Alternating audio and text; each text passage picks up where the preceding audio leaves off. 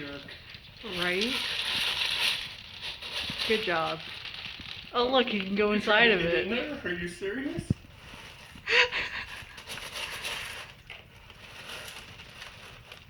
This is just entertaining at this point. I was mad, but now I'm just entertained.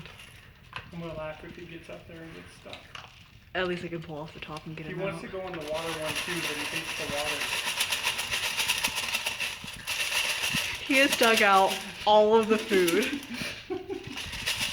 Look at Gilligan though, he's happy. He wants in there. Look at him. He's trying to figure out how to get in there. Oh my god.